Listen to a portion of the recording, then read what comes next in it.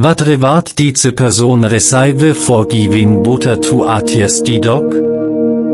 Es war ein heißer Sommertag in einem abgelegenen Dorf in Bayern. Die Sonne brannte erbarmungslos auf die vertrocknete Erde. Abseits der Häuser, neben einem alten, fast vergessenen Brunnen, kniete ein verwahrlostes Mädchen.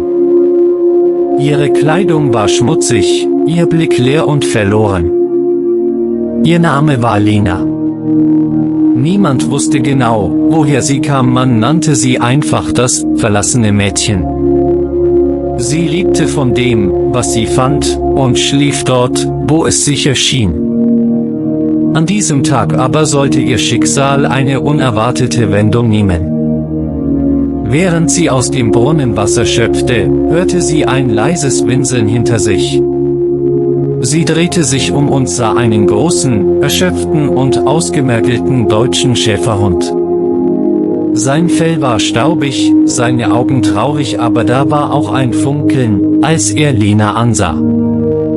Ohne zu zögern nahm sie ihre kleine Blechschüssel, füllte sie mit Wasser und schob sie langsam zu dem Hund hin. Der Schäferhund zögerte einen Moment, dann trank er hastig. Als er fertig war, setzte er sich zu ihr und lehnte sich vorsichtig an sie.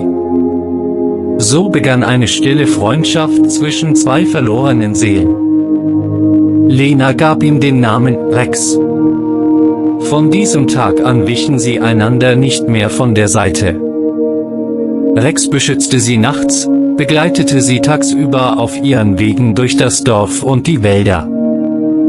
Die Dorfbewohner begannen, sich an die beiden zu gewöhnen, manche brachten Lena hin und wieder etwas Brot oder Kleidung. Doch Lena sprach wenig. Nur mit Rex teilte sie ihre Gedanken und Träume. Sie wusste nicht, dass dieser Hund der Schlüssel zu einer Wahrheit war, die ihr Leben für immer verändern würde. Entgeh der alten Frau, aber seine Haltung blieb ruhig. Lena aber wusste nicht, ob sie glauben sollte, was sie hörte. Frau Winter streckte die Hand aus und übergab ihr ein altes Medaillon. Als Lena es öffnete, fand sie ein Bild von ihrer Mutter und sich selbst als Baby in ihren Armen. Von da an begann Lenas Reise zur Wahrheit. Sie kehrte mit Frau Winter in die Stadt zurück, begleitet von Rex, der sie nie aus den Augen ließ. Doch was auf sie wartete, war kein Märchen, sondern eine Welt voller Misstrauen, Besitzgier und alter Wunden. Ihr Stiefvater Karl Brunner war ein einflussreicher Mann geworden. Er erkannte Lena sofort, spielte jedoch den Ahnungslosen. Mit gefälschten Dokumenten hatte er sich längst als Alleinerbe ausgegeben. Lena war für ihn eine Bedrohung. Doch Rex war da. Eines Nachts schlich er durch das große Anwesen und entdeckte ein altes Arbeitszimmer. Mit seiner feinen Nase und seinen Instinkten stieß er auf eine lose Bodenplatte. Darunter lagen Originalunterlagen, das Testament von Elisabeth, Briefe, ein Tagebuch. Rex bellte laut, bis Lena und Frau Winter kamen. Als sie die Dokumente lasen, waren sie fassungslos, alles bewies Lenas rechtmäßiges Erbe. Doch nun begann ein gefährlicher Kampf um Gerechtigkeit, um Erinnerung und um die Ehre einer verlorenen Mutter. Die Veröffentlichung der Dokumente in der Öffentlichkeit sorgte für Aufsehen. Frau Winter übergab die Unterlagen einem Anwalt, der sofort die notwendigen rechtlichen Schritte einleitete. Lena war nervös, sie war nie zuvor in einem Gerichtssaal gewesen. Doch mit Rex an ihrer Seite fühlte sie sich stark. Karl Brunner reagierte schnell. Er behauptete, Lena sei eine Hochstaplerin und die Beweise gefälscht. Er stellte eigene Anwälte ein, bezahlte Zeugen und schürte Zweifel in der Presse. Die Öffentlichkeit war gespalten, ein verlassenes Mädchen gegen einen respektierten Unternehmer. Doch einige begannen zu fragen, warum sollte ein Kind all das erfinden? Während die juristischen Auseinandersetzungen begannen, wurde Lena Ziel von Drohungen. Jemand zerkratzte die Haustür von Frau Winters Wohnung. Einmal fand sie einen anonymen Brief mit den Worten: „Geh zurück, wo du herkommst." Doch Lena wich nicht zurück. Rex wich ihr keine Sekunde von der Seite. Er schlief vor der Tür, knurrte bei jedem verdächtigen Geräusch. Dann, eines Nachts, hörte Lena das Knacken eines Schlosses. Ein Schatten bewegte sich durch den Flur. Rex war schneller. Mit einem tiefen Bellen sprang er dem Eindringling entgegen. Es war ein Handlanger von Karl Brunner geschickt, um die Originaldokumente zu stehlen. Rex hielt ihn fest, bis die Polizei kam. Die Nachricht von dem versuchten Einbruch verbreitete sich wie ein Lauffeuer. Plötzlich glaubten mehr Menschen an Lenas Geschichte. Die Presse wandte sich.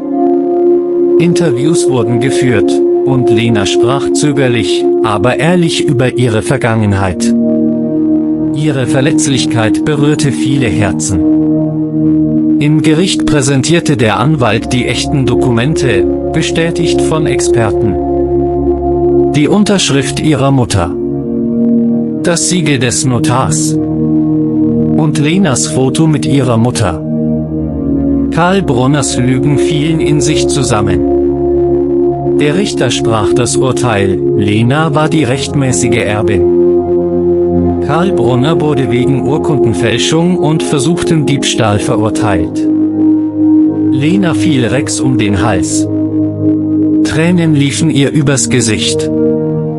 „Du bist mein Held", flüsterte sie. Doch tief in ihrem Herzen wusste sie, der wahre Kampf begann erst jetzt, der Kampf, ihr Leben zurückzuerobern und die zerbrochenen Stücke ihrer Kindheit zu heilen. Die Tage nach der Rückeroberung des Hauses waren geprägt von Stille, Nachdenklichkeit und einem tiefen Atemholen. Lena stand auf der Veranda ihres Elternhauses, das nun nach Jahren wieder ihr gehörte. Die Sonne ging langsam über den Feldern unter, färbte den Himmel in warmes Gold, während Rex neben ihr lag, mit wachsamem Blick und stiller Zufriedenheit. Doch obwohl der größte Kampf geschlagen war, wusste Lena, dass noch etwas fehlte: der innere Friede. Der Verrat ihres Stiefvaters saß tief. Er hatte nicht nur das Haus genommen, sondern auch Vertrauen zerstört, Wurzeln herausgerissen, Heimat geraubt.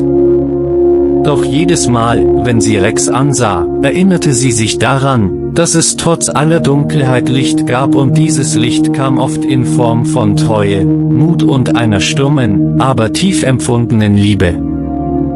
Die Dorfbewohner hatten sich verändert. Früher hatten viele weggesehen, als Lena Not litt. Nun kamen sie, boten Hilfe an, backten Kuchen, halfen bei der Renovierung. Es war, als hätte Rex nicht nur Lena gerettet, sondern das ganze Dorf aus seinem moralischen Schlaf geweckt. Sogar die alte Frau Mahler, die nie jemand lächeln sah, brachte eines Tages einen Korb mit Äpfeln vorbei und sagte: „Deine Mutter war stolz auf dich, Kind. Und ich bin es auch." Rex wurde zum Held des Ortes. Kinder liefen ihm nach, riefen seinen Namen. Die örtliche Zeitung veröffentlichte einen Artikel mit dem Titel „Der Hund, der Wahrheit brachte", doch für Lena war Rex mehr als ein Held.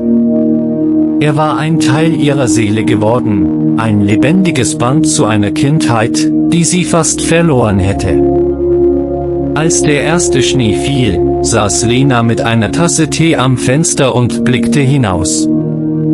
Rex schnarchte leise neben dem Kamin. Das Feuer knisterte, und auf dem Tisch lagen alte Familienfotos, die sie aus dem Dachboden gerettet hatte, darunter eines mit ihrer Mutter, die sie als kleines Mädchen auf dem Schoß hielt. Tränen stiegen ihr in die Augen, doch sie waren nicht mehr bitter. Sie waren weich, warm wie Erinnerungen, die endlich heilen dürften. Und dann stand sie auf, trat ans Fenster, öffnete es und ließ die kalte Winterluft herein. Es war wie ein Versprechen, ein Neuanfang, nicht nur für sie, sondern für all das, was sie glaubte, verloren zu haben. Monate vergingen. Lena eröffnete ein kleines Café im Ort, Rex und Herz nannte sie es.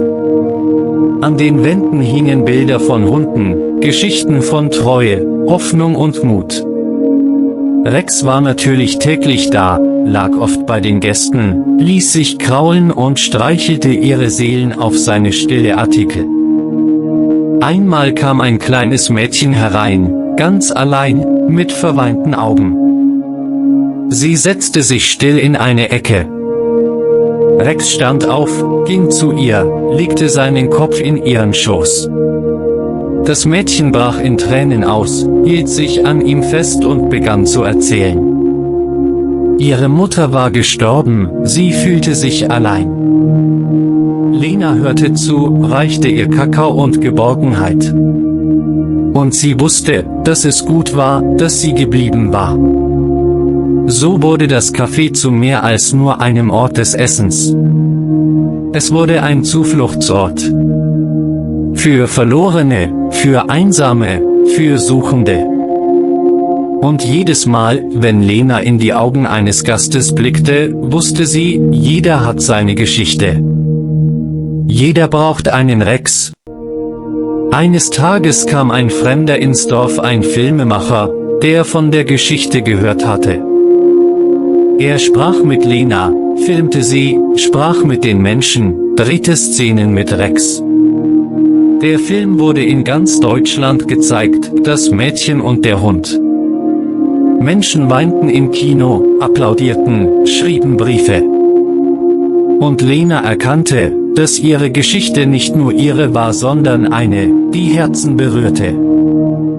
Am ersten Jahrestag des Neuanfangs saß Lena auf der Wiese hinter dem Haus. Rex lag neben ihr. Die Sonne ging unter, und der Himmel war voller Farben. Weißt du, Rex, flüsterte sie, du hast mir nicht nur das Haus zurückgebracht. Du hast mir gezeigt, was Familie wirklich ist. Rex hob den Kopf, leckte ihre Hand. In seinen Augen spiegelte sich all das, was Worte nicht sagen konnten: Dankbarkeit, Vertrauen und ein stiller Schwur: Ich bin bei dir. Bis zum letzten Atemzug. Und so begann nicht nur für Lena, sondern auch für Rex eine neue, hoffnungsvolle Zukunft.